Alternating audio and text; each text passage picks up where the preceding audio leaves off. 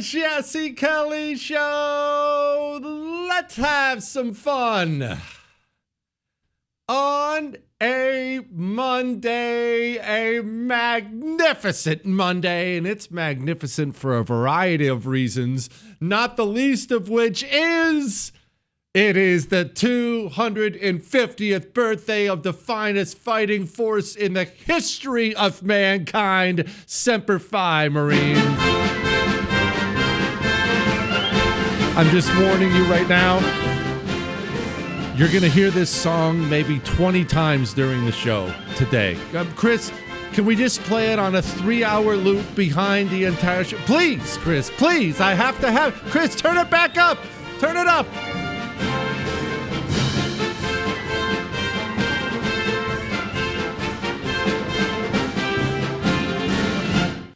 Oh, happy birthday, Marines. I love you dearly. My brothers and sisters, I love you. All right, beyond the Marine Corps birthday, there's obviously a lot we have to get to.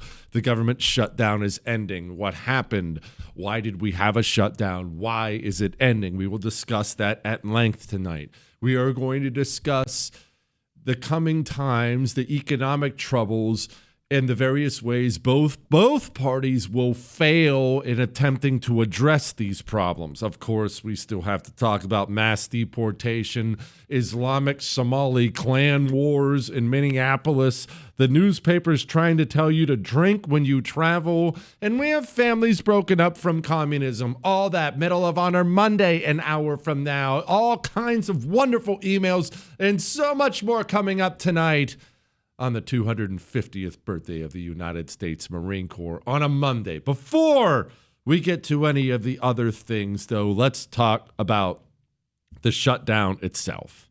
The shutdown coming to an end. Before we discuss it, in order to set it up, we have to have a talk that we've had over and over and over and over and over again.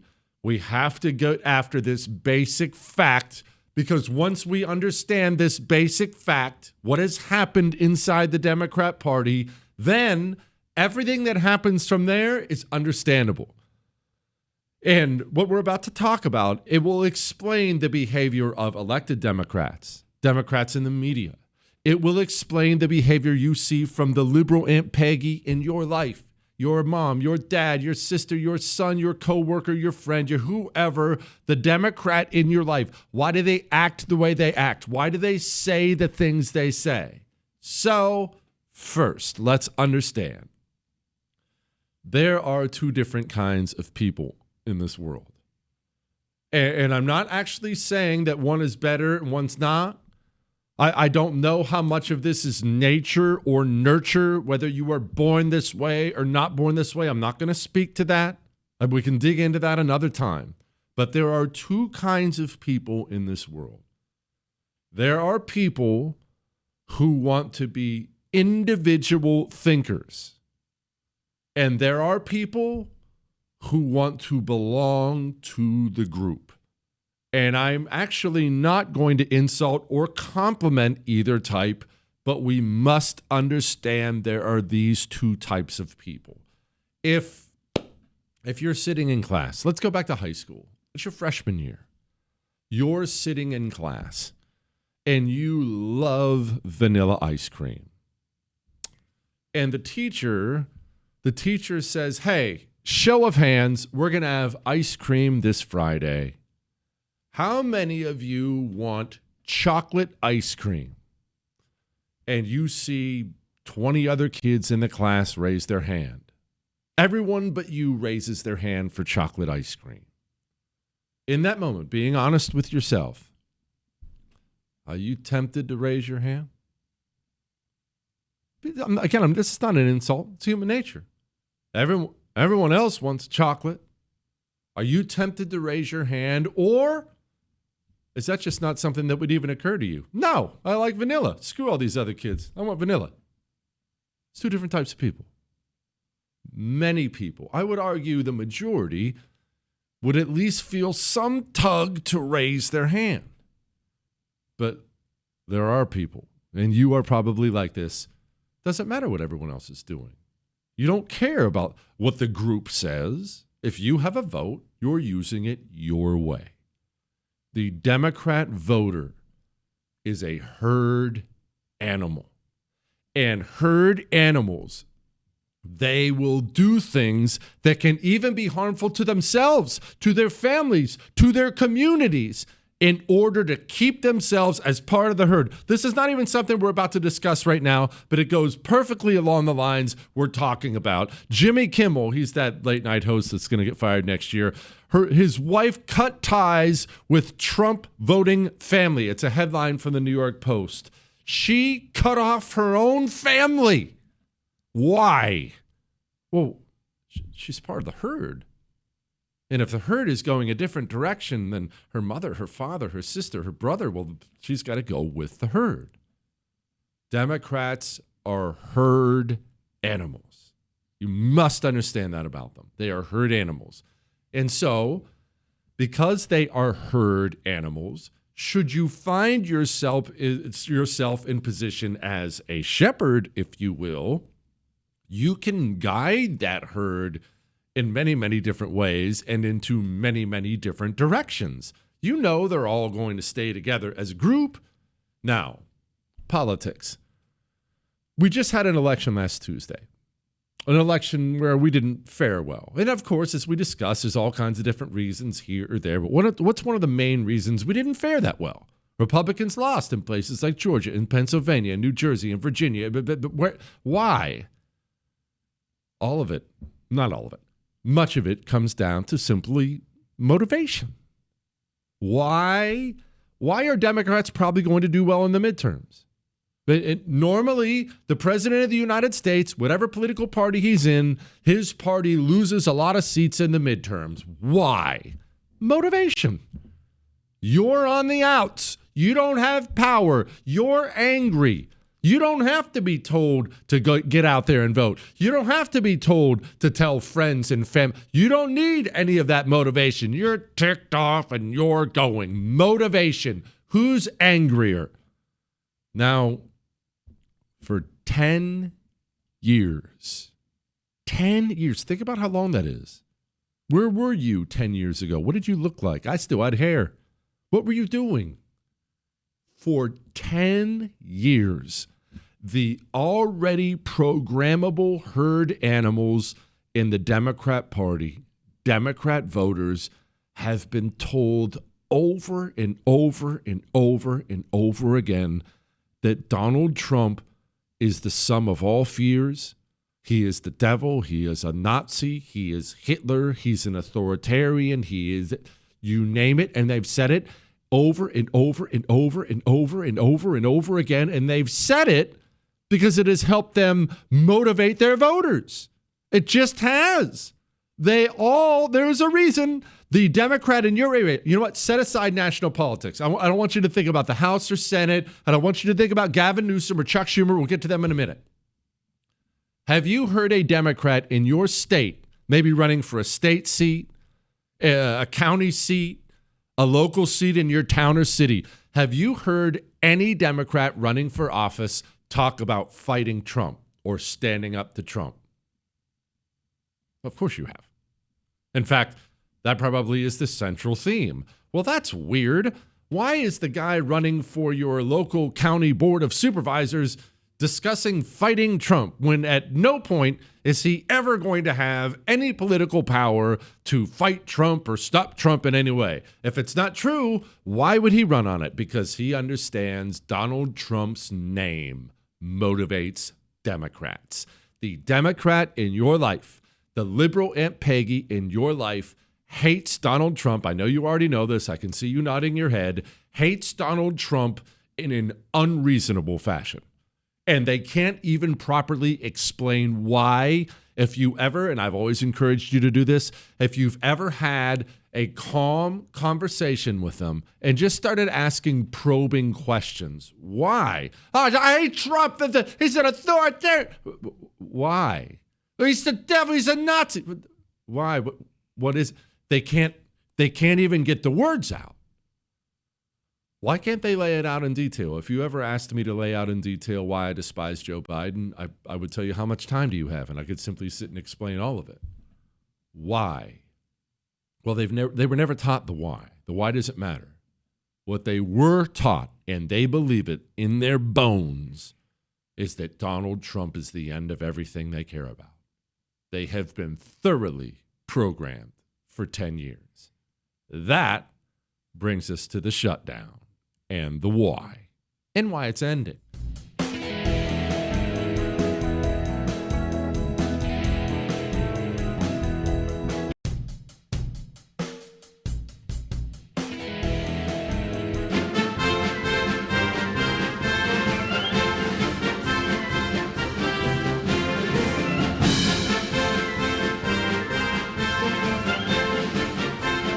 It is the Jesse Kelly Show. Chris, who told you to turn the music off? All right, fine. Okay, there we go. Just a couple more seconds is all I wanted. Just a couple more seconds. On a wonderful birthday, a Marine Corps birthday. Happy birthday, Devil Dogs, talking to you not quite post-government shutdown, but we're about there. Before we get into the why, I just kind of gave you a little bit of background on that.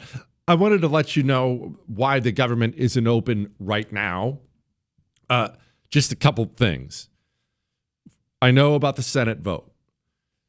There are all these rules that get very convoluted and confusing, so don't worry if you don't know all these rules. Even the people in the House and Senate don't know all these friggin' rules. They have to have somebody who tells them. Here's the skinny of it. The Senate does what it does. The House now has to do it as well, but they're not all sitting there on the House floor at all times waiting to have a vote whenever the time comes. There has to be a certain amount of time the Speaker gives the members of the House to get back and have the long story. It's going to be a day or two, all right? I don't know exactly when they're going to get everything through, but it's going to be a day or two. Now, why the shutdown at all? What is it? Well, this is the part, on top of what we already discussed, this is the part we have to get. You can, in various places, various ways, not just in politics, for your sports team, for your business, for your church, you can, if you are not careful, you can create a monster that you will no longer be able to control. That old Dr. Frankenstein story, I always come back to it because it is so incredibly true.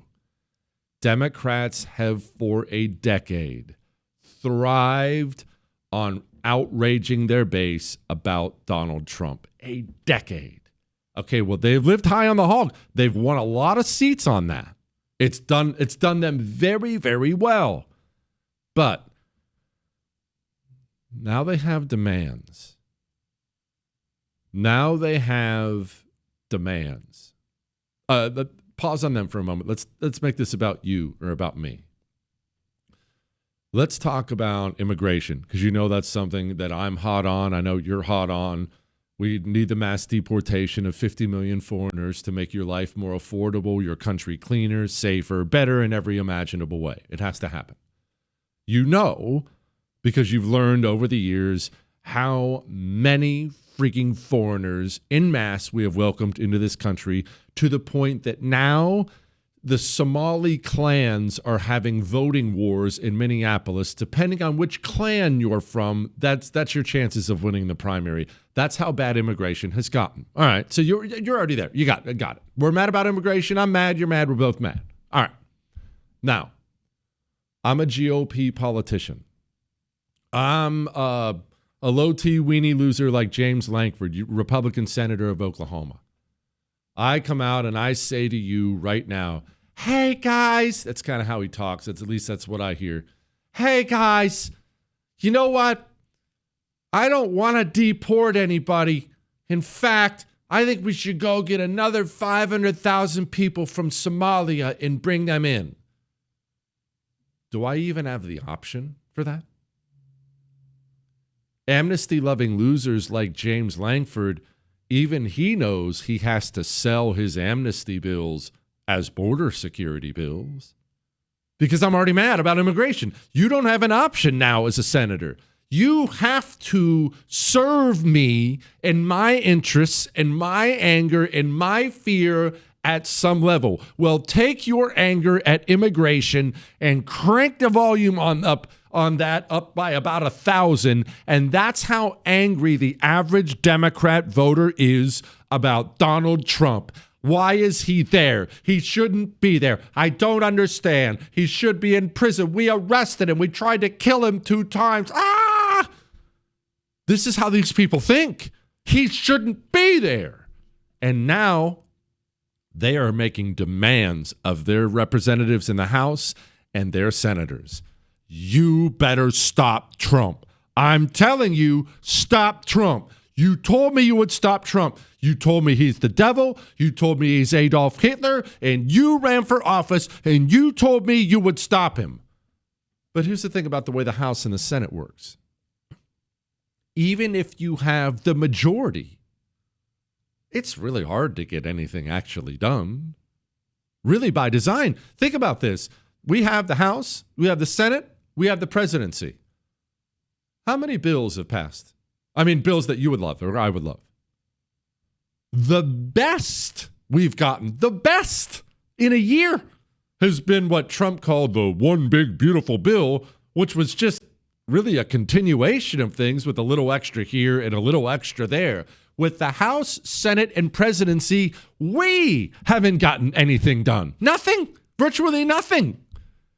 When you're the minority party, you have nothing. Well, I misspoke there. You do have one thing, and only one thing. You do have leverage. We need to do this while we have the leverage. Of course, there will be, families that are going to suffer, but it is one of the few leverage times we have. You reopen the government and we lose our leverage, there has to be an agreement right now. That's what this whole shutdown is about. Republicans control the House, the Senate, and the White House. Frankly, this is our only moment of leverage. Leverage. But what leverage is that? We'll get to that in a moment.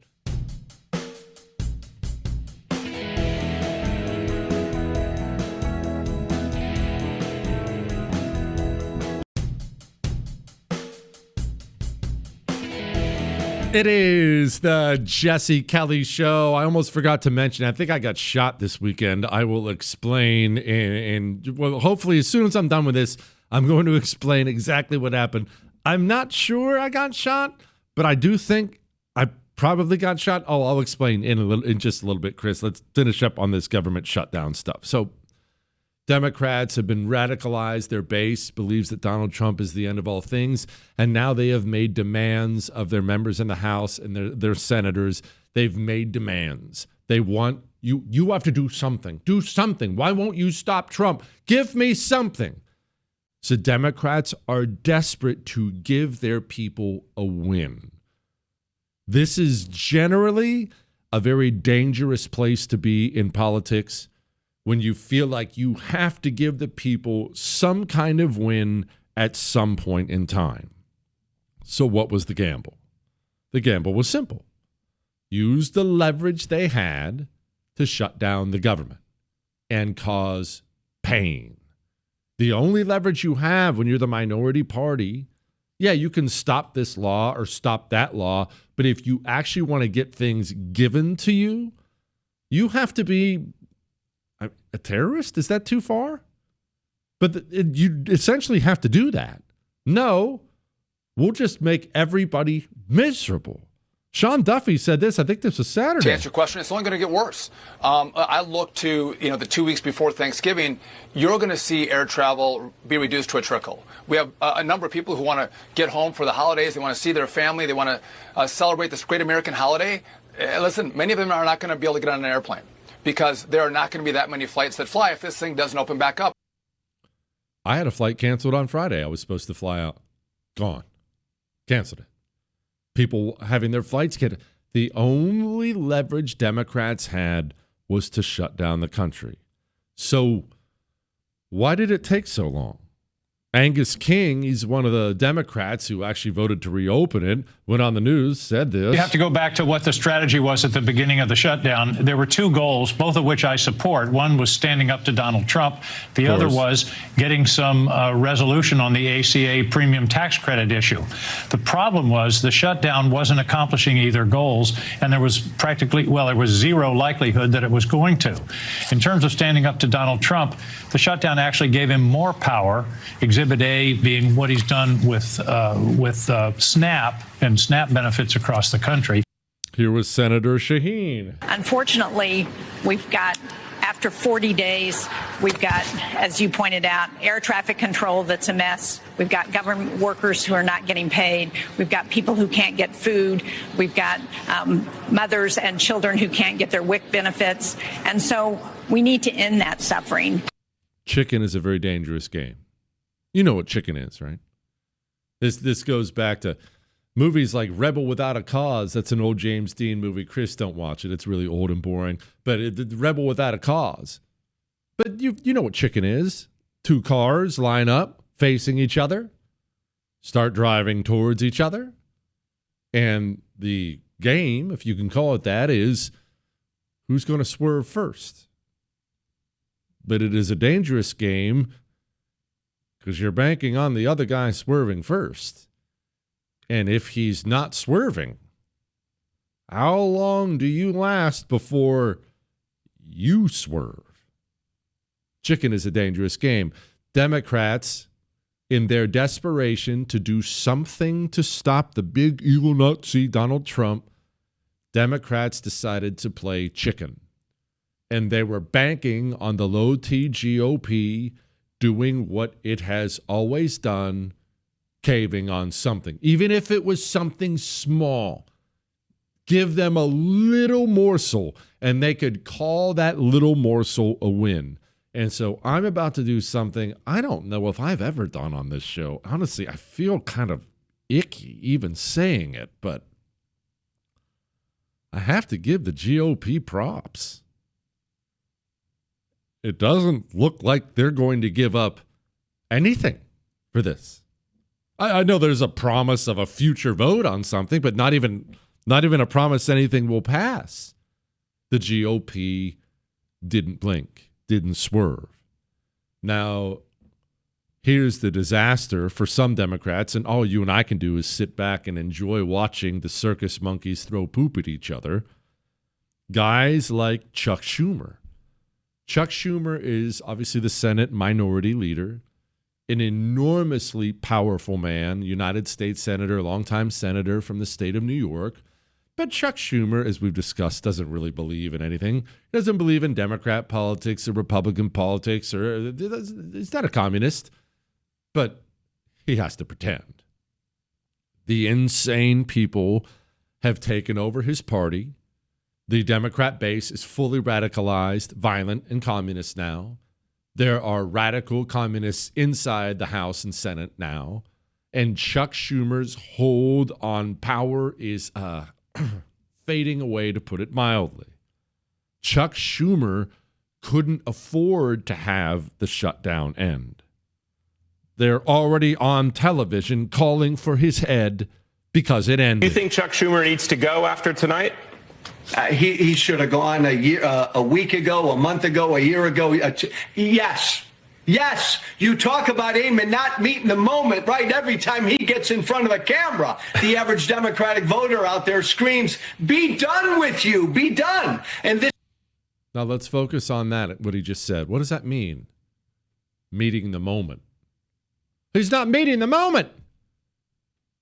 Far be it from me to defend Chuck Schumer, but what's he supposed to do? If you've decided to play chicken and they're not swerving, what's the plan? What is the plan? What are you supposed to do? He had no options. His only option now is to pathetically go on to the Senate floor and fake outrage as he reads this speech. I must vote no. This healthcare crisis is so severe, so urgent, so devastating for families back home that I cannot in good faith support this CR that fails to address the health care crisis. The American people know who is inflicting this health care trauma on them: Donald Trump and the Republicans. Health care costs made a major impact on the 2025 election, and they will certainly have an even greater impact on the 2026 election. Chuck Schumer's a man desperately trying to keep his seat in the Senate. He's desperately trying to stay minority leader, in case you're wondering what that does for you. Well, all United States senators are very powerful. There's no question about it.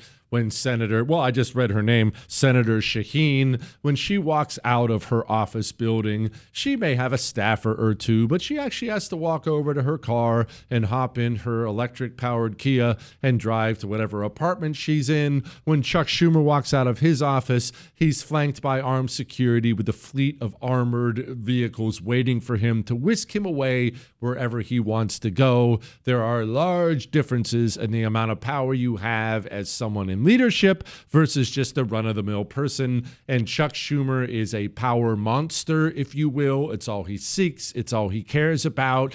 And he's watching as the desperate, deranged, evil, violent communist base of the Democrat Party is begging to take it away. And people like Bernie Sanders pouring gas on the fire. As everybody knows, just on Tuesday, we had an election all over this country. And what the election showed is that the American people want us to stand up to Trumpism, to his war against working class people, to his authoritarianism. That is what the American people wanted. But tonight, that is not what happened. All you and I can do is sit back and enjoy the show. Now, before we get back to insurance costs, because that is on our mind, and $2,000 dividends that Trump's floating out there, all this populism stuff, I do have to tell you about maybe being shot. I don't agree with it, but everyone's arguing with me. We'll talk about that in a moment.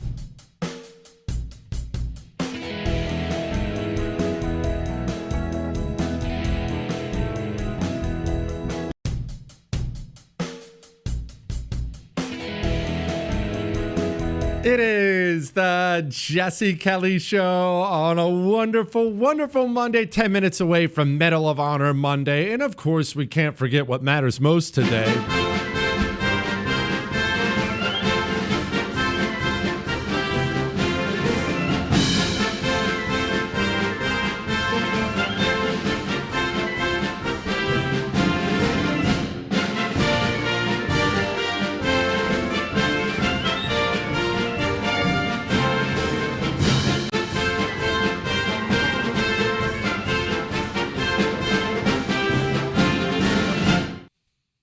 Happy birthday, Marines.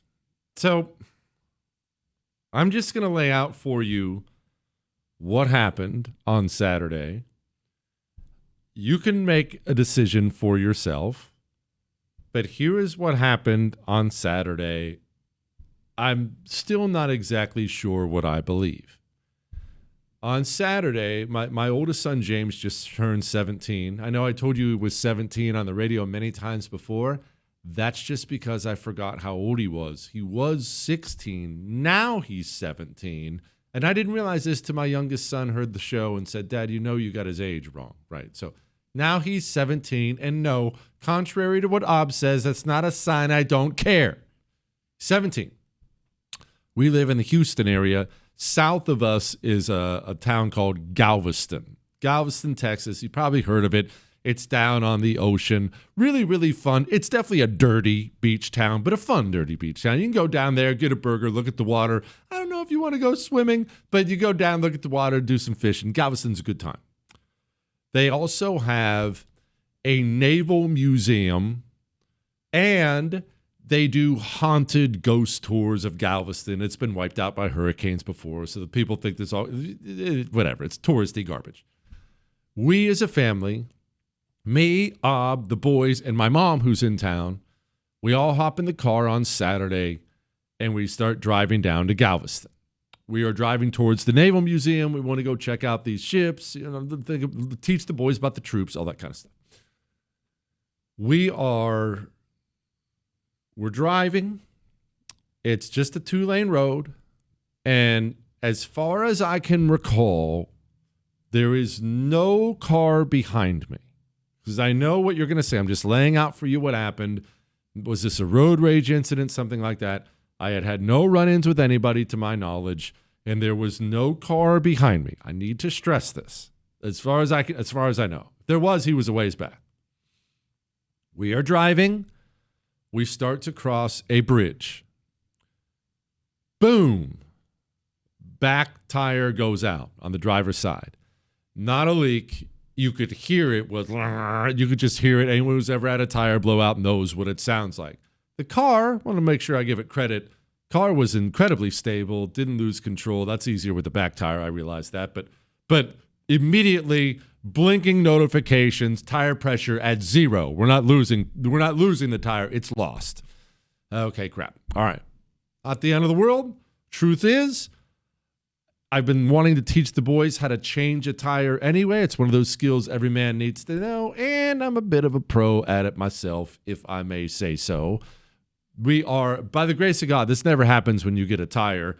It's a pretty empty road, and there's a huge empty parking lot for some big building. I forget what it was, but a huge empty parking lot.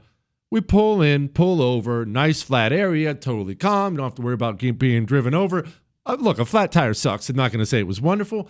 I'm not going to say some potty words didn't come out in the course of the time, but no big deal. Take the tire off. There is, and you can see this, I put it up on my social media at Jesse Kelly. I'm sure the show will probably retweet it, make it easier for you, at Jesse Kelly Shows, the show X account or Twitter account, so you can look at it yourself. There is not just a hole in the tire. There is a hole in the wheel. And the hole in the wheel is from the outside in, meaning something punctured the tire from the outside, went clear through it, and punctured the wheel. Now, my wife, my mom, they initially, I mean, just kind of being half joking, but we got shot. I dismissed it. I still think I'm dismissal of it. We took it into the dealership after we replaced the tire, and they all said, I think maybe you got shot. And I said, nah, who shot me? No. So I make some calls. You are well aware that I have some friends in the military industry, if you will, some highly, highly trained individuals I call friends, and I texted them the picture. And I told them what happened. And to a man, they said, dude, I think you got shot. I am still having a very hard time believing this. Please do not fret and worry. I should point this out. If someone did shoot out my tire, I believe it is accidental. And the reason I say that, the parking lot where we pulled over, if someone had shot out my tire with the intention of shooting me, they would have been easily able to kill me while I was changing the tire. I was standing in the middle of the parking lot, and no one took any other shots at me to my knowledge.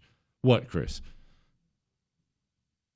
Chris said, was there a hole in the rubber? Yes, hole in the rubber from the tire, the rubber part, all the way through the metal part. I don't want to sit here and honestly say, I know I teased it. I don't want to say I got shot. I still find that hard to believe. But I also don't have another explanation. What, Chris? Chris said shot at. Well, yeah, I mean, the vehicle got shot. Yeah. And I don't know what happened. I don't know. It was biker week down in Galveston, so there are going to be more guns down there than usual. But this was also at 4 p.m. We weren't cruising Galveston at midnight with the drunken bikers either. I mean, we're just family out cruising towards the museum. I don't know. Everyone's fine. Thanks be to God. Everyone's fine. Nobody hurts. It's just a tire. Now, it is a tire and a wheel. Not to sound like Jewish producer Chris, but that's going to be expensive, extremely. And plus, it tore out the fender lining, the explosion, and who knows what else. It was bad, but we're all here. There you go. Let's do Medal of Honor Monday. Next.